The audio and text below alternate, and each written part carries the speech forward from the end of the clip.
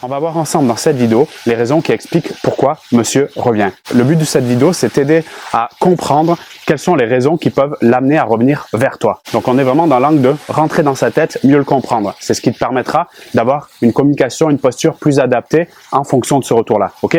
Avant de te partager les raisons de son retour, je veux que tu aies en tête une chose très importante qu'on oublie soit de dire ou qu'on ne saisit pas suffisamment. S'il revient, peu importe les raisons qu'on va exprimer par la suite, il y a un minimum, voire beaucoup, de désir et d'attirance vers toi. D'accord ? Sinon, il ne le ferait pas. Pour moi, c'est comme la base fondamentale de son retour. Et ce que je vais mettre maintenant, ça va être au-dessus de cette base. D'accord ? C'est les couches supplémentaires qui va favoriser, si tu veux, l'envie d'aller vers toi. Mais il y a un désir minimum pour revenir. Grâce à ce désir, même s'il est petit, des pensées qui vont venir dans sa tête, de ce que vous avez fait, de ce que vous avez vécu qui était agréable pour lui, qui va déclencher cette réflexion. Et si je la recontactais? Maintenant, voyant ces raisons, qui sont, je le précise, basées sur mon expérience d'homme, d'humain, explorateur des relations homme-femme et spécialiste dans l'accompagnement de celle-ci depuis 2016. Pour ce premier point, je veux directement casser un mythe, une croyance à laquelle j'ai moi-même adhéré pendant de longues années, mais mon expérience aujourd'hui d'accompagnant me fait penser le contraire dans la majorité des cas, à savoir le mythe de l'homme conquérant, tu sais, qui est à la recherche et qui met beaucoup d'énergie pour avoir sa femme, pour créer sa famille, etc.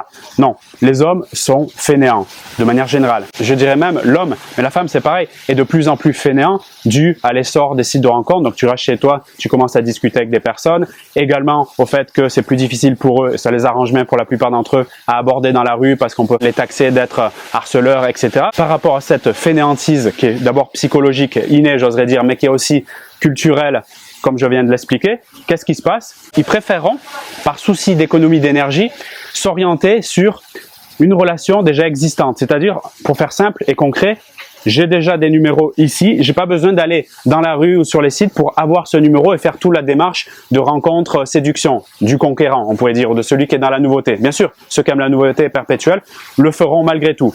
Mais dans la majorité des cas, j'ai déjà un numéro, je pense à qu'est-ce qu'il y a derrière le numéro? Il y a une femme, par exemple toi, je pense à ce que ça a amené, le désir peut monter plus ou moins, et à partir de là, je fais la démarche de recontact plusieurs semaines, plusieurs mois après. C'est moins énergivore.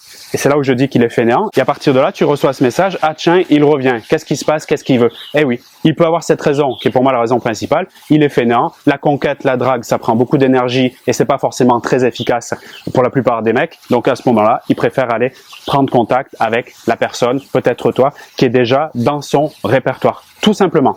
Et quand il active de manière naturelle le mode fainéant, donc c'est un peu plus fort que lui, j'ai envie de dire, c'est la première chose qui se met en place chez lui avant d'agir vers toi, prendre contact, il peut y avoir de multiples intentions. À toi de juger si c'est bien, agréable, désagréable, c'est toi qui vois, mais c'est pas uniquement le but ici d'avoir du sexe sans stress, ce que je peux imaginer que tu penses. Ça peut être juste, je pense à elle, j'ai aimé les moments, parce qu'il repense à des moments positifs, on a rigolé, on a fait des choses, on est sorti, et j'ai envie de voir un peu si elle est toujours comme ça ou si elle peut m'apporter ce truc-là, ce fun. Et très franchement, en sortant de ma casquette un instant analyste, coach, et en prenant la casquette d'homme et l'expérience d'homme, dans peut-être 50% des cas, ça sera pour le sexe sans stress, comme je l'ai dit un instant, et ça sera dans d'autres cas, le fun, la rigolade, aussi en mode ami, et également, on va le voir dans le point suivant, peut-être pour lui retenter quelque chose de manière sérieuse. C'est-à-dire, donc j'arrive au deuxième point, il est prêt à s'engager, peut-être l'était-il pas au moment de votre rencontre, au moment de la rupture, mais qu'est-ce qui se passe ici, dans cette raison que tu dois comprendre qui est très importante?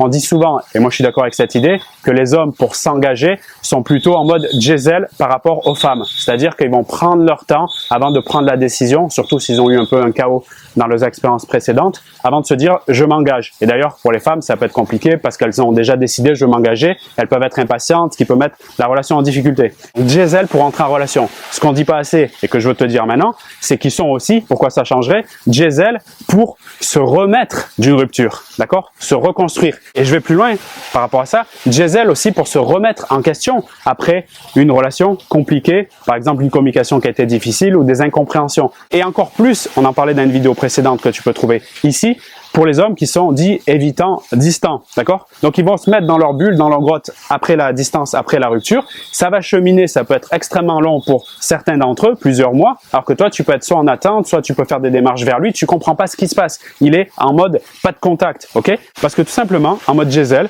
tempérance, il prend son temps ou bien il a même pas encore reconsidéré qu'est-ce qui est en train de se passer. Et ça, c'est une histoire de timing. Donc timing pour rentrer dans la relation, des fois ça bug là, et timing aussi pour re-questionner ce qu'il a fait bien, pas bien, et si la relation peut avoir le coup pour lui. Et dans ce deuxième cas, pour bien le différencier clairement du premier, c'est pas il est en mode fainéant, c'est il est en mode lent, tout simplement.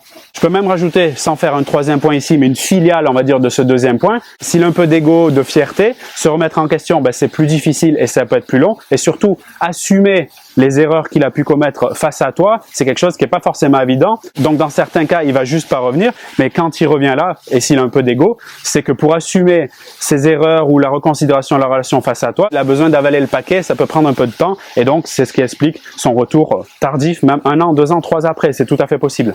Maintenant, on va un peu plus loin. Troisième raison qui peut expliquer son retour. Alors, celle-là, elle est un peu moins importante que les précédentes, mais elle est quand même existante. Je la constate et je la constate encore. Il ne te déteste pas. Je rajouterai encore assez pour disparaître à jamais.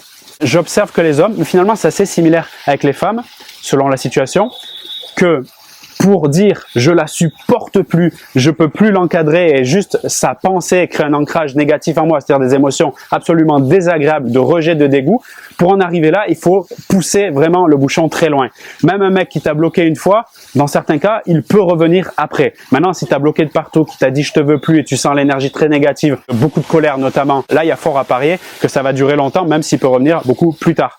Mais là, le point que je développe, pour être encore plus clair, c'est il s'est passé des choses, des disputes, des incompréhensions, etc. Mais sur le curseur de la tolérance, c'est pas encore assez dramatique pour qu'ils se disent je peux plus la blairer complet. Et donc, encore une fois, au bout d'un certain temps, il peut y avoir une pensée qui va vers toi, donc un désir qui monte en lui, qui va l'amener à se dire est-ce que je la contacterai pas, ok? Ça c'est très important, hein, cette base de désir minimum.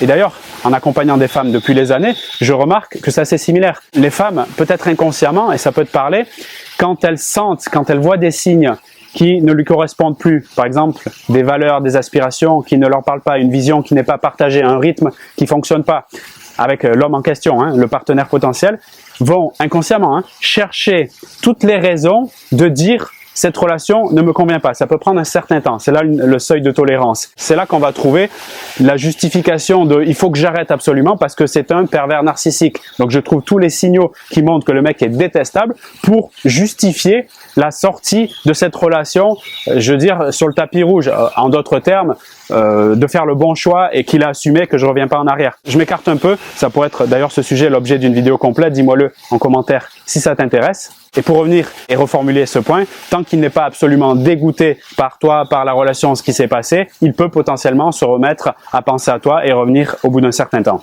Je vais te partager un point en bonus. Je l'avais pas prévu avant de commencer cette vidéo, mais il me vient en tête. Donc une raison qui explique pourquoi il peut revenir, c'est quand lui monte une forme de jalousie. La jalousie est un sentiment puissant qui peut effectivement faire repenser à une relation passée et voire même déclencher un comportement de « je veux savoir ce qui se passe chez toi », voire même renouer le contact. En général, quand il revient sous le motif de la jalousie, une chose, il le dira pas parce que il y a de l'ego, il y a de la fierté, puis c'est pas facile à assumer. Et deuxièmement, ça veut pas dire, très important ce que je te dis ici, qu'il veut se mettre en couple tout de suite ou refaire la relation. C'est plus un truc impulsif. Alors comment la jalousie peut remonter en lui ? Généralement, soit il entend parler de toi et où il voit des photos sur les réseaux sociaux de tes activités, etc. Et il se dit, mince, il peut y avoir un homme, donc là c'est la compétition masculine qui se met en place inconsciemment. Il peut y avoir un homme qui va saisir sa chance, peut-être que j'ai pas saisi, et ça lui donne le truc de mince, je loupe peut-être quelque chose. Comme disent les Anglais, Fear of missing out, F-O-M-O. J'ai l'impression que je vais passer à côté de quelque chose. Donc c'est pas forcément quelque chose de rationnel, je dirais, d'objectif qui déclenche le je reviens vers toi, mais c'est quelque chose d'irrationnel. Donc au fond, une peur qui est la conséquence de la jalousie, j'oserais dire. Je suis pas fan de cette stratégie déclencher la jalousie, tout simplement parce que ça peut mettre en lui l'image de un homme auprès de toi ou plusieurs hommes. Et cette image, elle est dure à enlever dans la tête, voire impossible, donc dangereux pour une relation moyen long terme. Je pourrais développer ce sujet très important important dans une vidéo complète si ça t'intéresse. Et d'ailleurs, si tu découvres mon approche et tu veux savoir les femmes que j'accompagnais, qu'est-ce qu'elles ont fait précisément qui leur ont permis d'avoir une relation saine, stable et durable, va sans plus attendre dans la description de cette vidéo. Tu as un premier lien qui te permettra d'avoir une formation offerte et te donner toutes ces infos très précieuses. Si maintenant tu connais mon approche et tu es sensible et tu es prête à aller plus loin et te faire accompagner pour avoir des résultats, j'oserais dire accélérés, mais surtout qui se rapprochent de ce que tu veux, j'imagine la relation qui te fait le plus vibrer, mais pas que, devenir ce que j'appelle une femme de grande valeur, tu as aussi dans la description de cette vidéo le deuxième lien qui te permettra de t'inscrire et réserver une place pour un appel découverte qui est offert. On clarifiera ta situation ensemble, c'est 50% du chemin, et te proposera des solutions pour avancer avec beaucoup plus de sérénité. Donc tout ceci est en description de la vidéo.